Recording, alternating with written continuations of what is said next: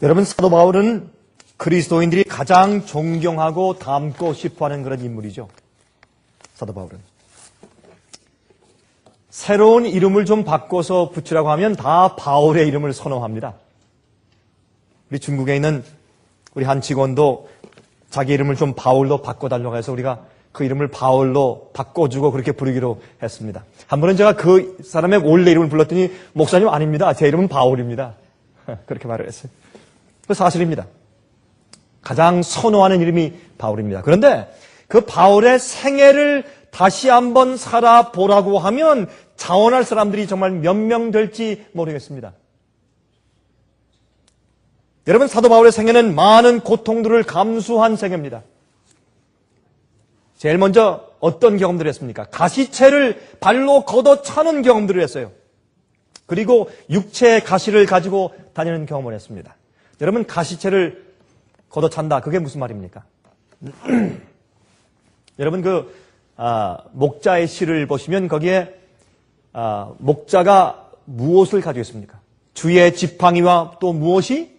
막대기가 나를 안위하시나이다. 그런 말씀이세요. 내가 사망의 음침한 골짜기로 다닐지라도 내가 해를 두려워하지 않을 것은 주의 지팡이와 막대기가 나를 안위하시나이다. 여러분, 지팡이는 이렇게 이 앞에 이렇게 꼬부라져 있죠. 그것은 사실은 이 목자가 사실은 이 짚고 다니라고 만든 것이 아니라 도망가고 곁길로 가는 양들의 뒷다리를 걸어가지고 끌고 오는 것입니다. 너 어딜 가? 일로 와. 이렇게 거는 것이에요. 그것이 꼬부라진 지팡이의 유래가 된 것이죠. 사실은. 그게 우리를 안위하고 인도하시는 진리의 길로 곁길 가지 않게 인도하시는 주님의 역사를 상징하는 것입니다. 그 다음에 또 막대기, 이것은 영어로 goad라고 했는데 그것이 가시채입니다. 이것은 막대기는 굵은 막대기인데 이제 양들을 뺏어가기 위해서 강도들이 온다든지 아니면 야수들이 올 때 그 짐승들과 싸우기 위한 막대기입니다.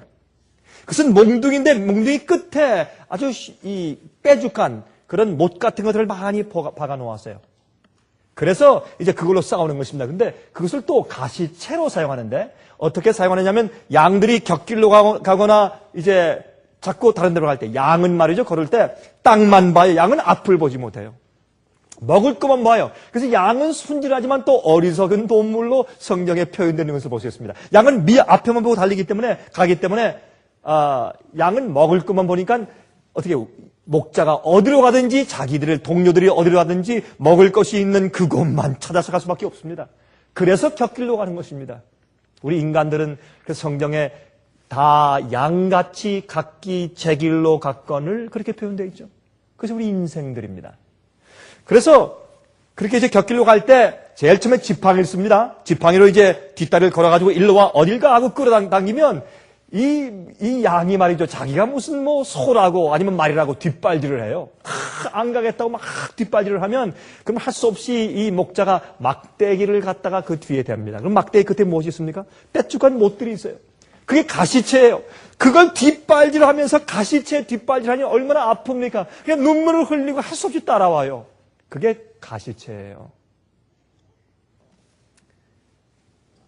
여기에 이 바울이 예수님 만날 때 다메섹 도상에 갈 때 그때 예수님께서 사울아 사울아 왜 내가 나를 핍박하느냐? 누구십니까? 누이십니까? 놀랐을 때 이 사울은 자기가 하늘에 계신 하나님을 위하여서 이단들을 박멸하려고 가는 중인데 다른 하나님이 나타났어요.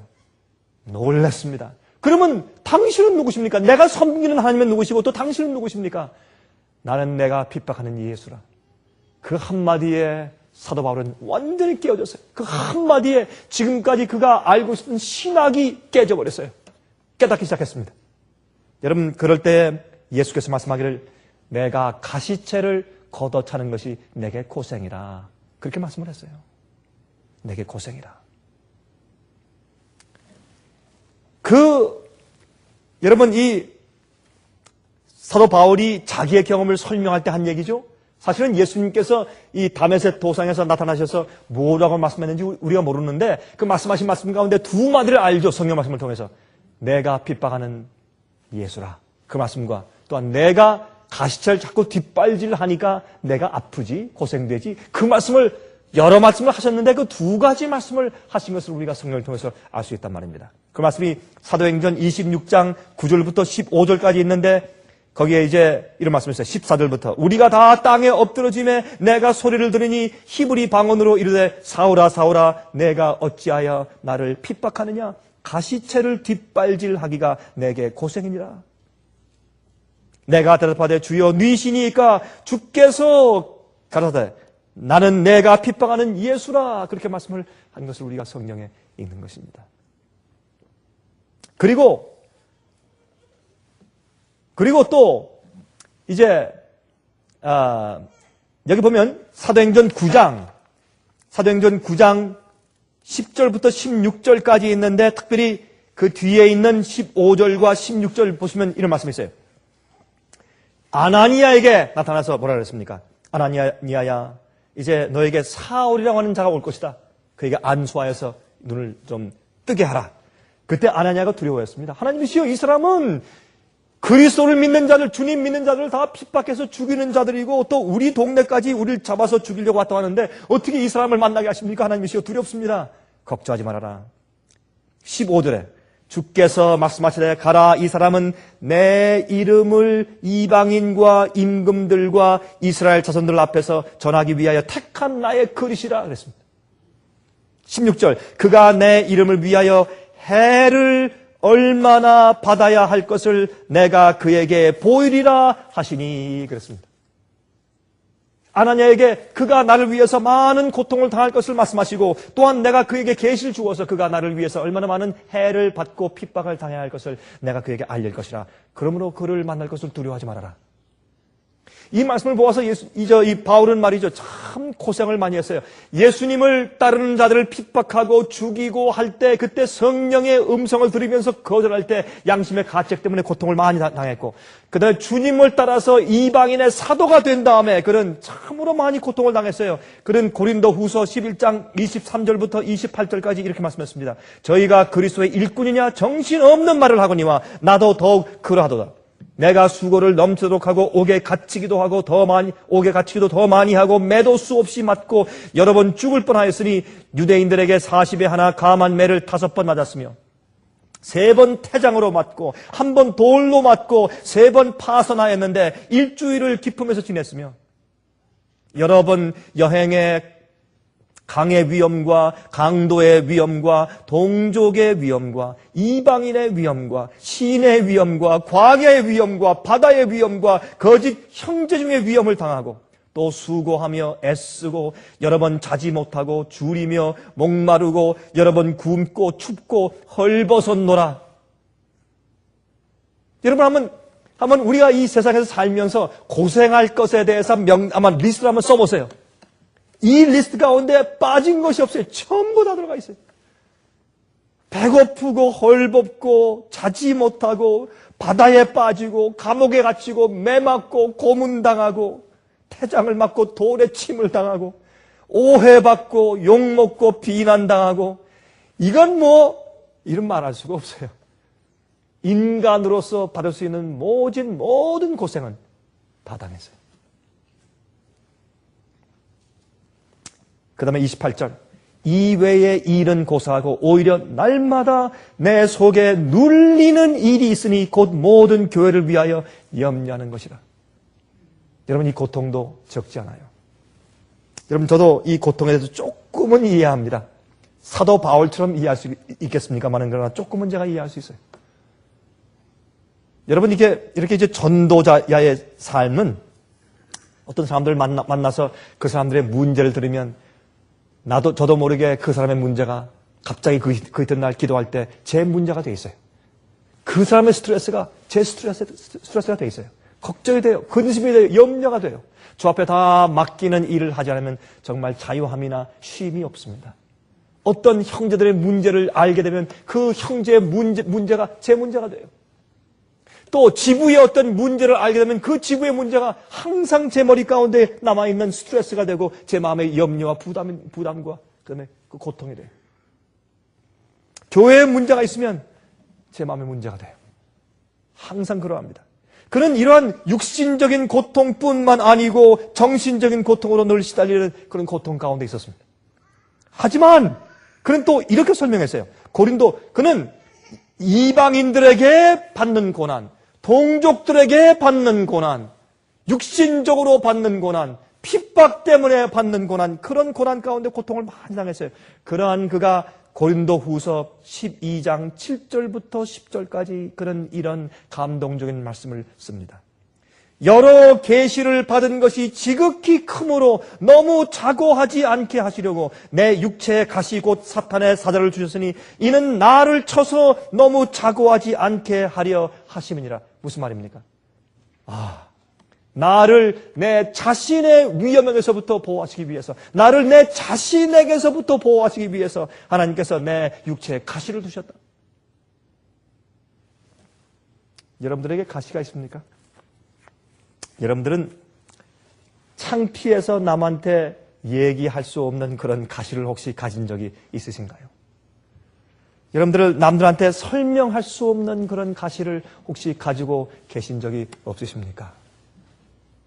여러분 제 얘기가 무슨 뜻인지 아시죠? 여러분 과거의 어떤 경험, 현재의 경험 남한테 설명을 할 수 없어요. 그러나 여러분들 마음 가운데 가지고 있는 그 고통과 고난과 시련이 혹시 있으십니까? 그런 육체의 가시. 사도 바울은 그 가시를 가지고 있었어요. 그 마음의 눌림의 고난과 스트레스와 걱정, 염려 그거 말고 또 그가 여행의 위험, 동족들의 위험, 이방인들의 위험, 매맞고 줄이고 굶고 춥고 헐벗고 그냥 추운 게 아니에요. 춥고 헐벗은 놀아 여러분. 여러 가지 강돌 만나고 파손되고 매를 맞고 옥에 갇히고 이런 것 말고 또 하나 더 있는데 여러분 이것만 해도 족하잖아요. 바울에게 여러분 그렇게 생각하지 않으세요? 제가 이 말씀 읽으면서 이것도 그에게 족해요. 그런데 하나님께서 그의 자신에게서부터 보호하시고 또 주님께 대한 주님의 은혜와 능력을 더 간구하게 하기 위해서 하나 더 가시를 그 옆구리에 깊이 박아두셨는데 그것은 그의 육체에 관한 문제입니다. 그런데 여기에 이렇게 말씀했습니다. 이게 계속 읽으면 이것이 내게서 떠나기 위하여 내가 3번 주께 간구하였더니 내게 이르시기를 내 은혜가 내게 족하도다. My grace is sufficient for you. 내 은혜가 내게 족하다. 이는 내 능력이 약한 데서 온전하여 짐이라 하신지라. 이것이 오늘 제 설교 제목이에요. 약할 때 강하여짐. 약한 데서 강하여짐. 여러분 아세요? 우리의 연약한 데서 우리가 주님 안에서 강하여지고 구원받아요. 그 가시가 있어야 하기 때문에 주님께서 우리에게 가시를 주신 것이에요. 사람들은 그걸 몰라요. 그 가시 때문에 주 앞에 감사하지 않아요. 그것 때문에 우리가 주 앞에 가까이 나가게 된 것을 우리가 이해하지 못해요. 그것 때문에 우리가 우리 자신의 교만에서 보호되고 있는 것을 우리가 몰라요. 여러분들에게 져야 할 십자가가 있습니까? 가시가 있습니까? 우리 모두에게 가시가 있어요. 여기에 이 가시를 곧 사탄의 사자를 주셨으니 그랬어요. 그것은 무슨 말입니까? 이 세상의 고난, 시련, 고통, 아픔, 괴로움들은 마귀가 주는 것입니다. 하나님께로부터 온다고 여러분 오해하지 마십시오. 그것은 마귀가 하는 오해입니다. 그러나 그런 것들이 우리에게 올 때 주님께서 어떤 것들은 우리에게 가시로서 허용하시는 것을 우리가 이해해야 할 것입니다. 주님께서 그것을 우리에게 주시는 것입니다. 근데 그런 가시가 생기기 전까지 우리가 하나님께 나가는 간절한 심령이 없는 것이에요. 있지만은 가시가 있을 때와 다른 것입니다. 우리 몸과 생애 가운데 가시가 있으면 주 앞에 기도할 때 더욱더 간절해져요. 주님의 은혜에 대해서 더 사모하는 마음을 가져요. 그것은 경험해보지 않은 사람들은 이해가 안 되는 것입니다. 여러분이시여, 여러분 생애가 늘 번영하십니까? 특별히 이제 비디오를 통해서 듣는 분들에게 말씀드립니다. 여러분 생애가 부하십니까? 항상 형통하십니까? 주님께서 내게 너무 축복하신다라고 감사하고 감격하십니까? 그러나 주의하십시오. 주님께서 우리에게 가시를 주시고 어려움 주실 때 그 어려움이 오히려 우리를 하늘로 더 가까이 나가게 만드는 주님의 축복이 될 수 있는 것을 우리가 기억해야 할 것입니다. 이것은 중요한 이해입니다. 그것을 떠나게 하기 위해서 3번 주님께 간구했는데 주님께서 내 능력이 약한 데서 온전하여 침이라. 그렇게 말씀하셨어요. 내 은혜가 내게 족하다. 더 이상 그것 때문에 기도하지 말아라. 이러므로 도리어 크게 기뻐함으로, 보세요. 이러므로 도리어 크게 기뻐함으로 나의 여러 약한 것들에 대하여 자랑하리니 이는 그리스도의 능력으로 내게 머물게 하려 함이라. 그러므로 내가 그리스도를 위하여 약한 것들과 능욕과 궁핍과 핍박과 곤란을 기뻐하노니 이는 내가 약할 그때 곧 강함이라. 내가 약할 때 강함이라. 내가 문제가 있을 때 더 강함이라. 내 속에 시련과 고통과 고난이 있을 때 내가 더 주 안에서 강해짐이라. 왜? 주님께 기도하는 내 기도가 더 간절해지기 때문에. 여러분 그 사실을 이해하세요? 더 간절해져요. 남에게 설명할 수가 없어요. 어떤 때는 그때 주님께 대한 기도가 간절해져요.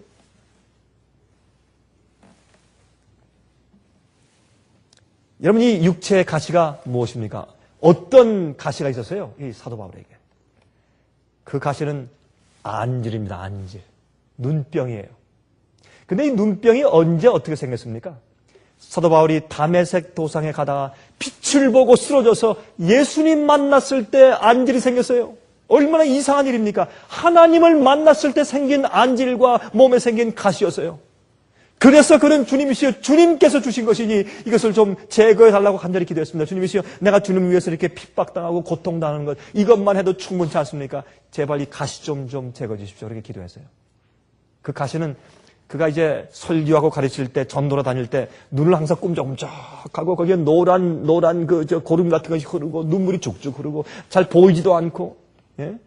여러분 사도 바울은 글씨를 못 썼어요. 눈이 안 보여서 글씨를 못 쓰는 거예요, 여러분. 그래서 갈라디아 6장을 보시면, 여러분, 갈라디아 6장 끝에 보시면 이런 말씀이 있어요. 보라, 내가 너희를 위해서 내 친필로 크게 글씨 쓴 것을 보지 못하느냐? 눈이 나빠가지고 작게 쓸 수가 없어요. 그래서 항상 그는 자기 비설 두기골 통해서 편지 써서 보냈어요. 자기가 직접 글씨를 못 썼어요. 눈이 나빠서. 눈이 쑤시고 아프고, 잘 보지도 않고, 얼마나 힘들었겠어요. 그러나 그런 고통, 그런 가시의 고통 가운데서 그는 하나님께 더 간절히 기도하고 주님의 은혜를 바라는 사람이 되었어요. 그는 그렇게 함으로 자기의 교만에서 보호를 받았어요. 세상에서 핍박받지만 믿는 자들에게 얼마나 큰 칭송을 받았어요. 그러나 하나님께서 그를 보호하시기 위해서 가시를 주셨어요. 그가 자기가 받은 영적인 축복이 너무나 크고 셋째 하늘에 올라가서 알아듣지 못한 방언을 들었어요. 하늘 방언을. 여러분 셋째 하늘이 어디입니까? 우리가 숨쉬는 이 대기권이 첫째 하늘이고 그 다음에 공기가 없는 별들이 있는 곳이 둘째 하늘이고 세 번째 하늘은 어디입니까? 하나님께서 계시는 우주의 정부가 셋째 하늘이에요. 거기까지 계시 가운데 올라가서 천사들을 보았고 또한 하나님의 음성을 들었습니다. 그 놀라운 계시와 그가 받은 축복과 이방인의 사도 그들의 그의 업적이 너무 크기 때문에 하나님께서 그를 교만에서 보호하기 위해서 가시를 깊이 하나 박아두셨어요. 주님의 은혜입니다. 여러분 우리는 우리 생애 가운데 있는 고난들과 가시들을 감사합니까? 그것 때문에 우리가 주 앞에 가까이 더 나가게 되고 주의 은혜를 받게 되고 우리가 우리 스스로 자신에게서 보호받는 것을 보고 우리가 오히려 도리어 크게 기뻐하며 우리가 연약한 데서 강해진다는 사실을 우리가 감사하십니까? 여기에 갈라디아서 4장 13절부터 15절까지 보시면 이런 말씀이 있어요. 내가 처음에 육체의 약함을 인하여 너희에게 복음을 전한 것을 너희가 아는 바라. 너희를 시험하는 것이 내 육체에 있으되 이것을 너희가 업신여기지도 아니하여 버리지도 아니하고 오직 나를 하나님의 천사와 같이 또는 그리스도 예수와 같이 영접하였도다. 자기 육체 가운데 여기 이제 이런 육체의 연약함이 있는 것을 이렇게 말했어요. 너희의 복이 지금 어디 있느냐? 내가 너에게 증거하노니 너희가 할 수만 있었다면 너희의 눈이라도 빼어 나를 주었으리라. 그것이 바로 안질이 그의 가시였습니다. 그때 그 갈라디아 교회 교인들이 바울을 참 사랑했어요. 아마 여러분 이 바울의 서신을 읽어보시면 이 갈라디아서를 읽을 때 가장 정적으로 썼어요. 갈라디아 사람들이 가장 이 바울에게 잘해주었던 것 같아요. 그래서 그들이 안쓰러워서 할 수만 있으면 자기들의 눈을 빼서라도 바울에게 주어서 안지를 없애게 하고 싶은 그런 심정이 있었습니다. 이 바울이 자기의 눈의 문제를 이렇게 표현한 것을 볼 수가 있어요. 여러분, 그뿐만 아니라 우리 생애 가운데 불편하고 괴로운 형편들, 창피스러운 것들, 굴욕적인 것들, 불편한 것들, 아픈 것들, 고난들, 시련들, 그런 것들은 주님께서 우리를 구원하시는 가시입니다. 인간들이 죄의 결과들을 경험하고 살아야 주님이 필요해요. 모든 게 잘 되면 하나님이 필요하잖아요. 고난 가운데 있을 때 하나님이 필요해요. 그래서 하나님께서 죄의 고통을 이 세상에 주셨는데 그것은 필요 불가피한 일입니다.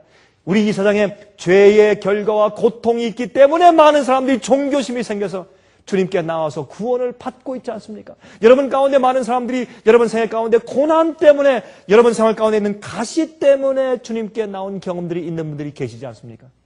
그 주님의 은혜가 아닙니까? 도리어 주 앞에 기뻐하면서 내가 연약한 가운데 주님 안에서 강해진다는 것을 우리가 이해해야 할 것입니다. 주 앞에 우리가 감사해야 할 것입니다. 정말 그런 경험들을 우리 마음 가운데 해야 할 것입니다. 사람이 죽기 때문에, 병나기 때문에, 늙기 때문에, 쭈글쭈글해지기 때문에, 기운이 떨어지기 때문에, 괴로운 일이나 슬픈 일이 생기기 때문에 하나님을 발견하게 되고 하나님의 은혜와 능력이 필요해서 기도하게 되는 경험들이 얼마나 많으냐 말입니다. 자, 이래도 이것이 주님의 축복이 아니겠습니까, 여러분? 주님의 축복입니다. 죄의 결과를 경험하고 사는 것은 오히려 주님의 축복이 아닐 수가 없는 것입니다. 그래서 우리가 어떠한 형편 가운데 살든지 살아서 숨쉬고만 있으면 주 앞에 감사해야 할 것입니다.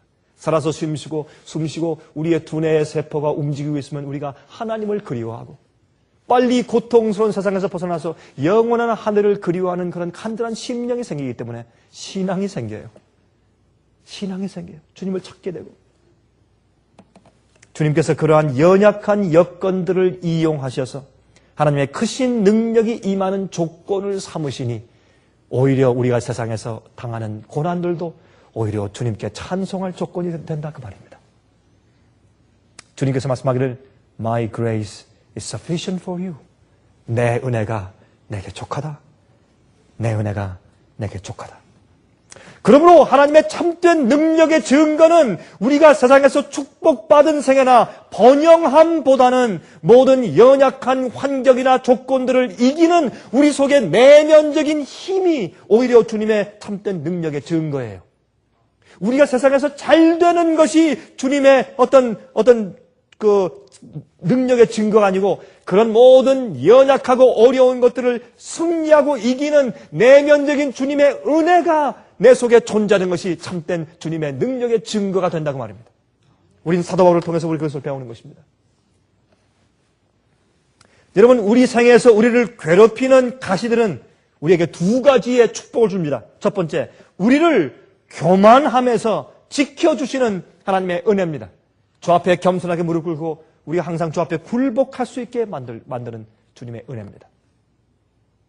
여러분, 나치 수용소에 자기 식구들과 갇혀져 있어서 자기 언니를 거기서 잃고 아버지를 잃어버린 유명한 사람 코리 텐붐.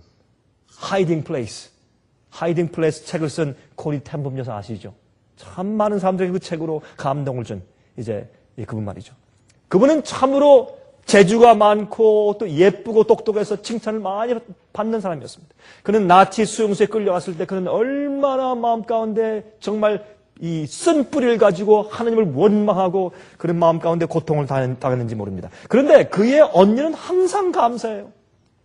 여러분, 그 나치 수용소에서 항상 감사하고 항상 주님의 은혜에 감사하고 남들에게 좋은 은혜를 끼치고 이렇게 살기 때문에 항상 불만이었어요. 아니, 언니는 이렇게 우리가 억울하게 끌려와서 나치 수용소에서 이렇게 정말 죽을 고생하고 있는데 언니는 도대체 무엇이 감사하오? 항상 마음 가운데 불만이 있었습니다. 그러나 그가 한 번은 이런 경험을 했다고 이렇게 그는 얘기했습니다. 나치 수용소의 생활은 참 그를 겸손하게 만들고 어떤 환경에서도 처할 수 있는 감사할 줄 아는 사람으로 바꿔줬는데 그는 이때부터 그런 경험을 했대요. 한 번은 말이죠. 제가 폴란드에 제가 방문했을 때, 폴란드에 갔을 때, 아우슈비츠, 그 나치 수용소 제가 가본 적이 있어요. 가면, 그 맨 앞에 Arbeit macht Frei라고 이제 독일말로 써 있어요. 그래서 노동은 너에게 자유를 준다. Arbeit, 그건 일하는 거군요. 여러분, 우리 한국말로 Arbeit 한다 그러죠? 그게 독일 말이야. Arbeit 말 갖다 붙여가지고 Arbeit라고 그러는 거예요. Arbeit은 일한다는 뜻이에요. 그러니까 일하는 노동은 Arbeit macht Frei. 그래서 자유를 준다. 그런 말이 써 있는데, 그게 거짓말이죠. 그래서 일하게 만들어서 많은 유대인들 꼬여가지고 거기 갖다 놨는데 가보니까 나치 수용소예요. 거기서 고통을 많이 당했는데, 제가 가서 그들이 이제 살던 그런 그 막사 같은 것을 가보고 제가 깜짝 놀랐어요. 얼마나, 여기서 이게 사람들이 이런 데 살았으니 얼마나 고생스러웠을까 하는 것을 제가 느끼고, 거기에 쌓여있는 가방, 산더미처럼 가방들이 쌓여있고, 사람들 머리카락이 산더미처럼 쌓여있고, 칫솔들이 산더미처럼 쌓여있고 말이죠. 참 기가 막히죠. 정말 그런 생활을 살았는데, 거기서 한 번은, 자기 언니와 자기가 사람들을 모아놓고 몰래 성경을 가리키는 성경 공부반을 계속해서 운영하고 있었어요. 근데 걸리면 죽는 거예요. 그래서 이제 그들이 몰래 성경 공부반을 이제 운영하고 있는데, 근데 갑자기 그때 그 막사마다 벼룩이가 얼마나 많은지 괴로워서 잘 수가 없어요. 계속 긁고 그냥 벼룩이가 많아가지고 굉장히 사람들이 이제 고통을 많이 이제 하는데, 나중에 그것이 축복인 것을 그가 몰랐다고 간증했습니다. 벼룩이가 하도 많으니까 나치 군대들이, 군인들이 거기 들어오려고 하지 않는 것입니다. 왜냐면 그 사람들이 서로 이렇게 말을 하더래. 아유, 그 징그러워. 그 벼룩이 때문에 갈 수가 없어. 그렇게 서로 말을 하더래요. 그래서 이 보초들이 들어와서 체크하는 게 훨씬 줄어버려서 이 군인들이 들어오질 않아요. 그래서 몰래 하던 그 성경 공부를 아주 자유스럽게 많이 할 수 있었다 그랬습니다. 그걸 보고, 주님께서 우리에게 벼룩을 보내시지만은 벼룩은 주님의 축복이구나. 말씀을 연구해서 영혼들을 구원할 수 있으니. 그래서 거기에 죽어가는 많은 영혼들이 말씀을 받고, 유대인들이 예수님을 구주로 받아들이고 메시아로 받아들이고, 많은 영혼들이 죽기 전에 참 기쁨을 가지고 죽을 수 있었다고 그렇게 간증을 했습니다. 여러분이시여, 주님께서 우리에게 주시는 가시들은, 우리를 괴롭게 하는 가시들은 주님께서 우리를 지켜주시는 주님의 은혜입니다. 우리가 그런 축복들을 볼 수 있는 눈이 열려야 할 것입니다. 여러분, 힘드십니까? 주님의 가시 때문에 괴롭습니까? 하나님께서 베푸시는 섭리를 보시는 눈이 열리게 되길 바랍니다.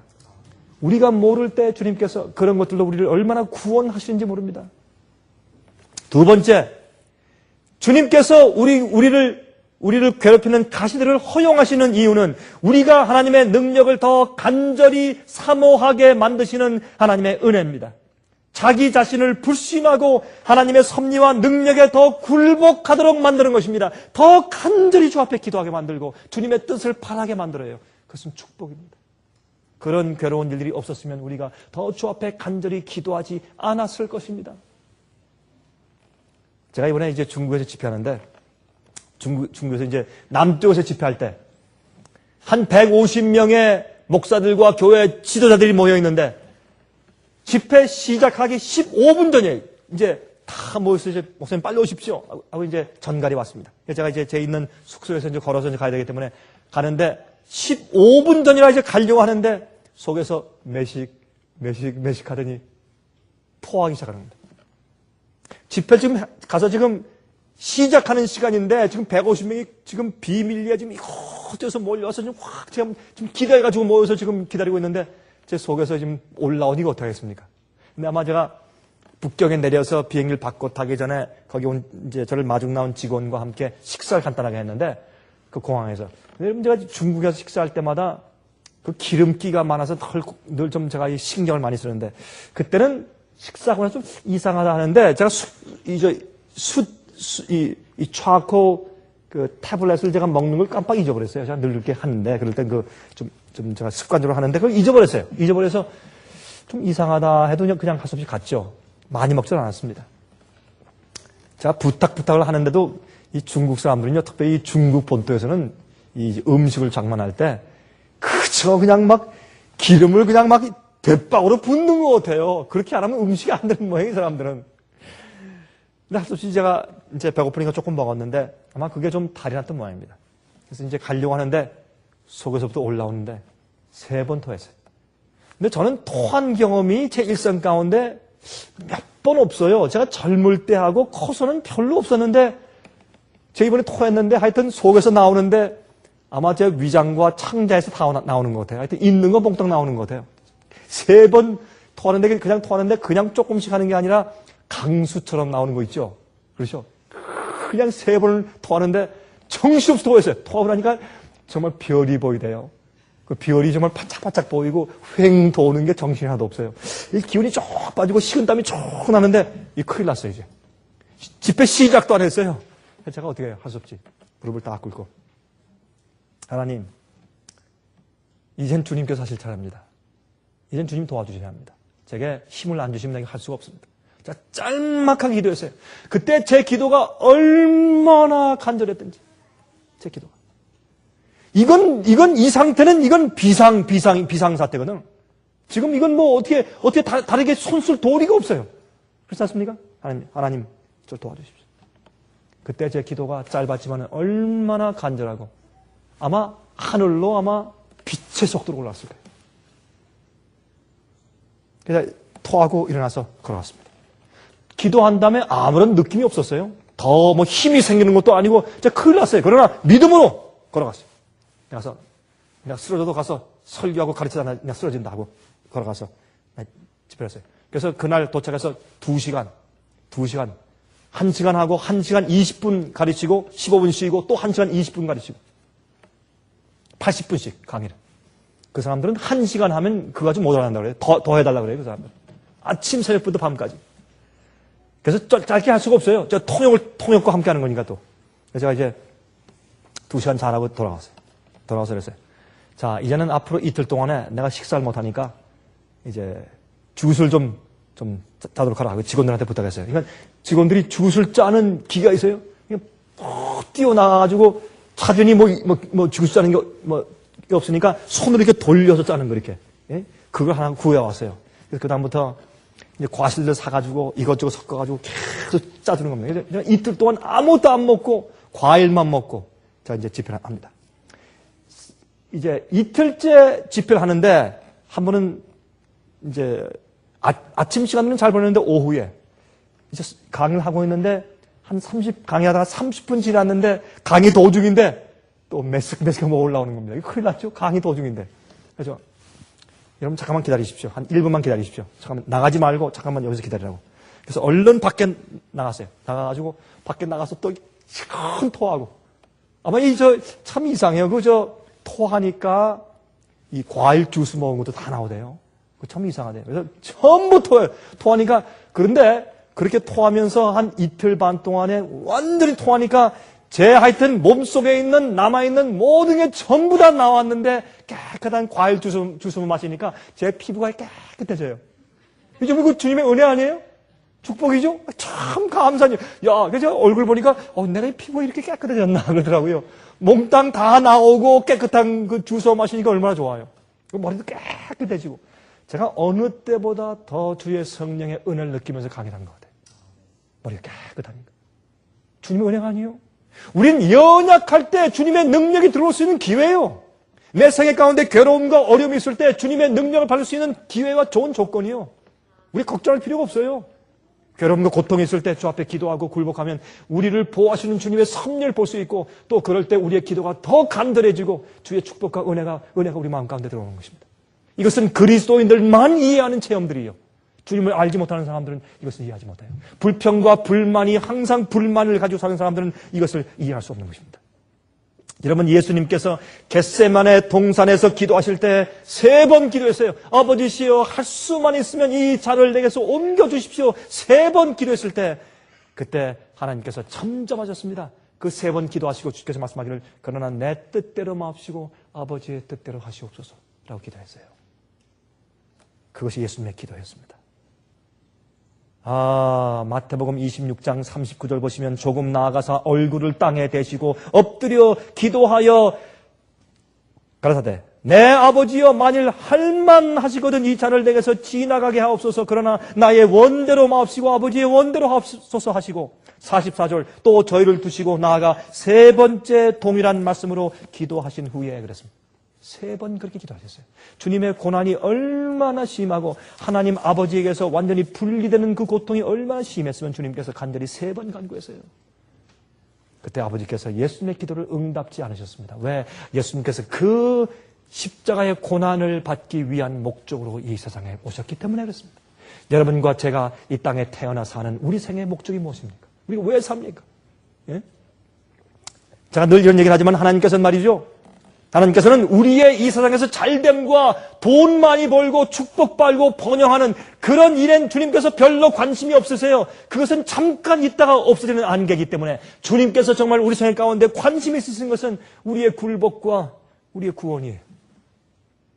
거기에 주님께서 관심이 있으신 것이에요. 그러면 우리가 깨어져서 구원받도록 하기 위한 기회만 있으면 주님께서 오히려 우리의 고난을 허락하시는 것이 주님의 축복이에요.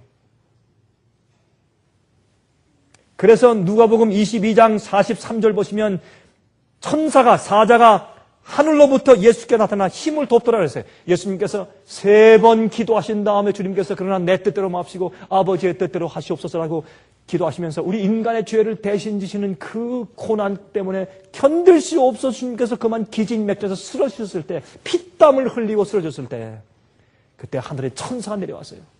천사가 내려와서 예수님을 도왔습니다. 그 돕는데 거기에 대해서 시대 소망 693페이지는 다음과 같이 표현했어요.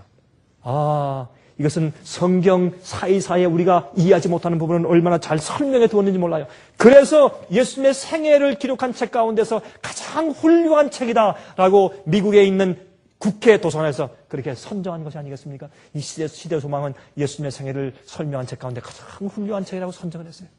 그 책 693페이지에 이렇게 말했습니다. 이 저자는 범죄하지 않은 세계들과 하늘의 천사들은 투쟁의 마지막이 가까움에 따라 큰 열심으로 이를 주목하였다. 하늘이 주목해서 예수님의 고난을, 사탄과 배도의 무리인 악의 동맹자들도 구속사업의 이 큰 위기를 한결같이 바라보았다. 마귀와 악한 천사들 것을 바라보는 것입니다. 거기에 이 저울에 이 지구의 구원이 달리는 것입니다. 선과 악의 세력들은 그리스도께서 3번 반복하신 기도에 어떤 응답이 올 것인지를 보려고 기다렸다. 주님은 그 응답을 받지 못했어요. 왜? 우리들이 많은 경우에 응답을 받지 못할 것을 주님께서 아시기 때문에 그런 면에서도 주님은 모범이세요. 우리 생애 가운데 있는 가시, 우리 생애 가운데 남겨두신 괴로움, 왜 그런 일이 있을까요? 천사들은 거룩하신 고통자에게 구원을 가져다 드리기를 열망하였으나 그렇게 하지 않아야만 하였다. 하나님의 아들에게 피할 수 있는 길은 발견되지 않았다. 이 두려운 위기, 만물이 위기에 처하였으며 신비스러운 잔이 고통하시는 자의 손에서 떨고 있던 그때 하늘이 열리며 그 위급한 시간에 폭풍이 휘몰아치는 어두움 가운데 빛이 비추었는데 사탄이 떨어진 그 지위를 차지하여 하나님을 모시고 서 있는 힘 있는 천사가 그리스도 곁에 내려왔다. 가브리엘 천사가 내려온 것이에요. 천사는 그리스도의 손에서 잔을 취하려고 온 것이 아니요 아버지의 사랑의 보증으로 그리스도께서 이 잔을 마시도록 격려하려고 온 것이었다. 그 고난을 주님의 손에서 가져가시는 것이 아니라 그 고난을 잘 견딜 수 있는 힘을 주기 위해서 천사가 내려왔어요. 여러분들의 고난을 잘 칠 수 있도록 천사의 도움이 하늘에서부터 내려오기를 제가 간절하게 바랍니다.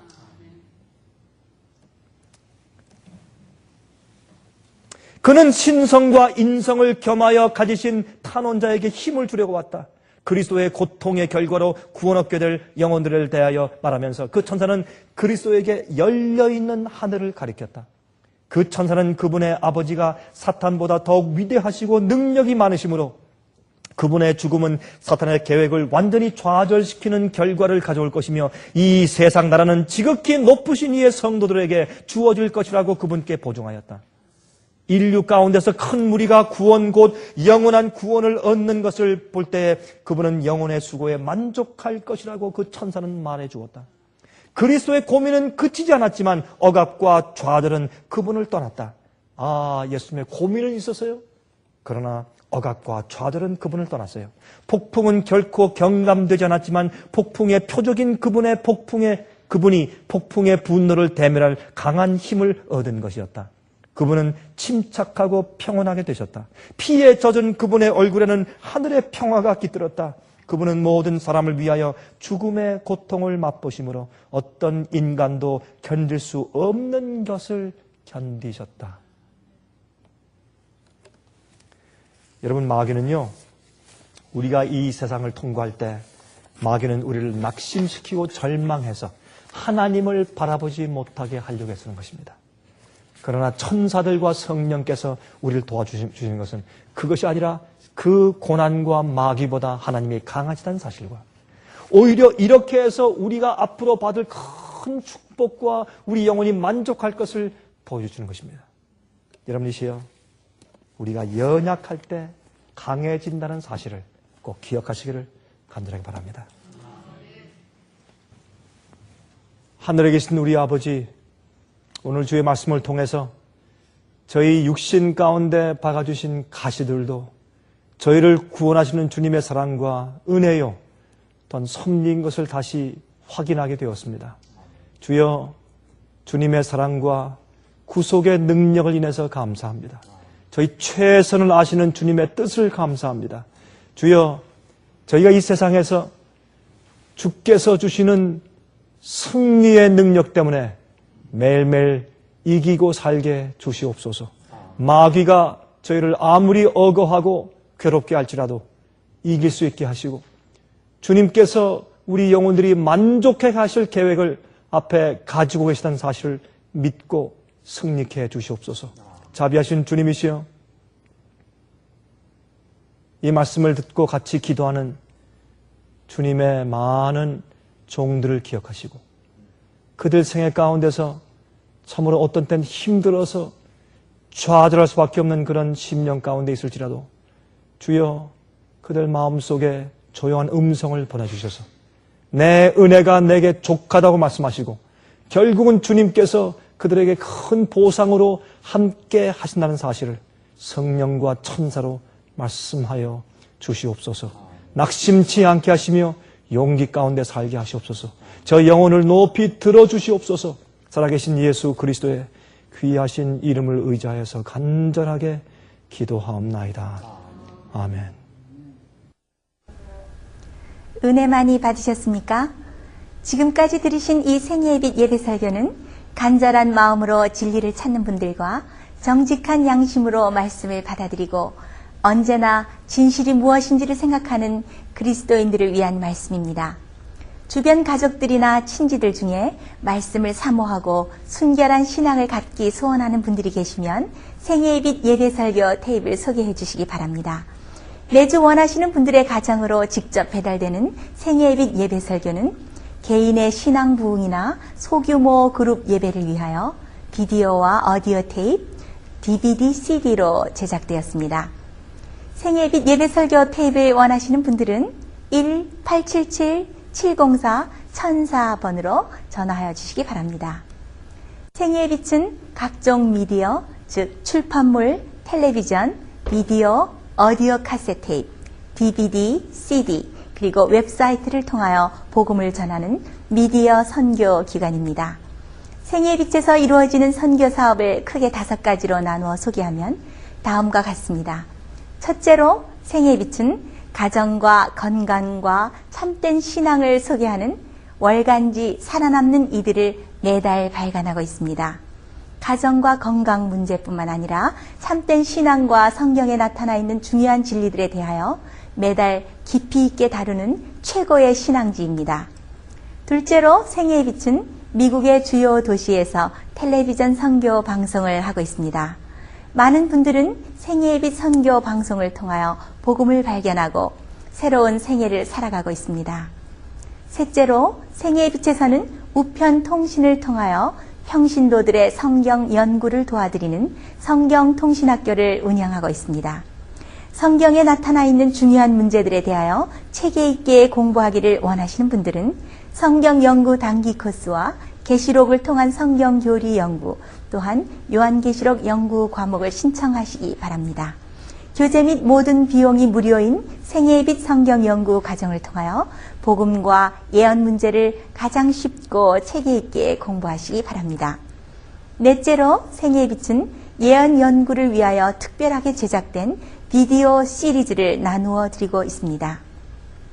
성경 구약과 신약의 대표적 예언서인 다니엘서와 요한계시록을 처음부터 마지막까지 자세하게 해설해 드리는 예언 연구 비디오 시리즈를 통하여 많은 분들이 성경과 미래에 대한 새로운 시야를 가지고 살아가게 되었습니다. 마지막 시대의 복음과 비밀이 담겨져 있는 다니엘과 요한계시록 비디오 시리즈를 신청하셔서 새로운 영적 부흥을 체험하시기 바랍니다. 다섯째로 생애의 빛은 생애의 빛 원장이신 강병국 목사님의 예배 설교가 담겨져 있는 비디오와 오디오 테이프, DVD나 CD를 원하는 모든 그리스도인들에게 나누어 드리고 있습니다. 매주 생애의 빛 예배 설교 테이프를 받기 원하시는 분들은 생애의 빛으로 연락하여 신청하여 주시기 바랍니다. 끝으로 생애의 빛 선교 사업에 대해서 좀 더 자세하게 알기 원하시는 분들은 웹사이트 www.sostb.net를 방문하시기 바랍니다. 생애의 빛 웹사이트에는 지금까지 나온 모든 월간지와 비디오 테이프과 텔레비전 방송물들을 누구나 무료로 보실 수 있도록 준비되어 있습니다. 지금까지 소개해드린 생애의 빛 선교 교재들 중에서 원하시는 책자나 테이프 있으시면 무료 전화 1877-704-1004번으로 신청하여 주시기 바랍니다.